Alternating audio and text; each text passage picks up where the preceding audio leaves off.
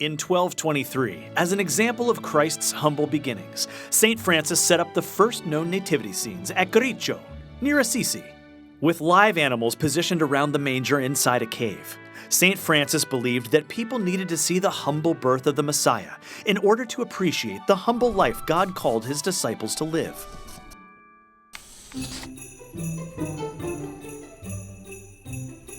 Between the crazy window displays and the fake North Pole with the mall Santa, somebody builds the seasonal nativity scene depicting that holy night of Jesus' birth in Bethlehem. We've all seen it. The small wood shelter of barn animals, the three wise men with their gifts, Mary, Joseph, and of course baby Jesus laying in the manger. The nativity scene is perhaps the most recognized Christmas symbol around the world, coming in all shapes and sizes. In this time of year, from the White House to your house, it's on display practically everywhere. But how did this sentimental Christmas icon begin? Interestingly enough, the tradition traces all the way back to the 13th century, with one of the most famous saints in history. This month in history, Saint Francis of Assisi began one of the most time-honored traditions, creating a public nativity scene. In Italy, in 1223, St. Francis created a live interactive nativity exhibition for public display. St. Francis hoped to create a meaningful worship experience for viewers and worshipers. The first display utilized a simple straw-filled manger as an altar with a live ox and donkey. This simple live production created a visual moment of contemplation for worshipers to reminisce about the birth of Jesus. Since this first illustrated sermon, similar exhibitions began popping up all around the world. Francesco of Assisi was an Italian Catholic preacher and a designated patron saint of Italy. Even though he spent his life as a humble priest, he was born into a very wealthy family. Francis's father was a clothes merchant and a wealthy business owner. Growing up, St. Francis lived the extravagant life of a wealthy young man, adorning fine clothes, eating the best food, and spending money without a care in the world. In 1201, at just 19 years old, Francesco joined the military. His military campaign proved tragic, and after being injured on the battlefield, he became a prisoner of war. While he was in prison for about a year, St. Francis began to change. According to his writings, it was in prison where he had his revelations. St. Francis forsook the material pleasures and rewards of life and began to dedicate his life to Christ and the essential teachings of the Gospels.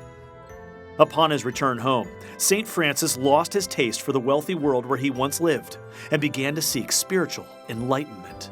During his conversion experience, he heard Christ speak to him and say, "Francis, go and repair my house, which, as you can see, is falling into ruins." This vision of Christ gave Francis a clear mission. His conversion was so dramatic that he returned home. It said he undressed publicly, and while standing in the town square completely naked, gave his expensive clothing back to his father. In fact, he gave all of his wealth away. He vowed to embrace a life of poverty, chastity, and to rely completely on the kindness of others. He devoted the rest of his life to Christ and the church. From that day forward, St. Francis spent much of his time in prayer and meditation. Gradually, Francis began to attract other young people to join his spiritual fervor and discard their positions. Initially, Francis and his band of brothers operated outside the traditional church structure. This caused concern among local bishops and powerful magistrates because St. Francis's influence began to grow. In order to appease the hierarchy, Francis decided to visit the Vatican in Rome and try to talk with the Pope. Much to everyone's surprise, Francis succeeded in not only meeting the Pope, but gaining approval for a new order based on the principles of poverty and the spirit of the Gospels, the Franciscans. With the Pope's approval, St. Francis was able to grow his mission.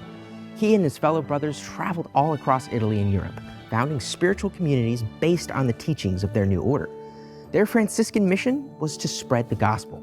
Their primary message was that Christ came humbly to earth to free them from the cares of this world. This inspired Francis to reach people in a new way. In 1223, as an example of Christ's humble beginnings, St. Francis set up the first known nativity scenes at Griccio, near Assisi, with live animals positioned around the manger inside a cave. St. Francis believed that people needed to see the humble birth of the Messiah in order to appreciate the humble life God called his disciples to live. With the Christ child positioned in a bed of hay amongst the stable animals, the first live nativity scene was created. People in the small mountain village could see firsthand the humble beginnings of the babe of Bethlehem. Later, he told a friend his reasoning to create the first nativity scene in his town. "I want to do something that will recall the memory of that child who was born in Bethlehem, to see with bodily eyes the inconveniences of his infancy, how he lay in the manger, and how the ox and ass stood by." St. Francis displayed the scene as it was believed to have happened on the first Christmas night. These visual aids helped the citizens of Greccio experience how Christ came into the world, with simplicity and poverty. The same perspective St. Francis lived his life by: simple, poverty-centered spirituality. St. Francis once said, "Do all you can to preach the gospel, and if necessary, use words." By setting up the nativity scene, St. Francis did just that. Now the nativity scene is displayed in virtually every aspect of the holiday season. From Christmas cards to lawn ornaments, the iconic stable image has become one of the most important Christmas traditions during the holiday season, all thanks to St. Francis of Assisi.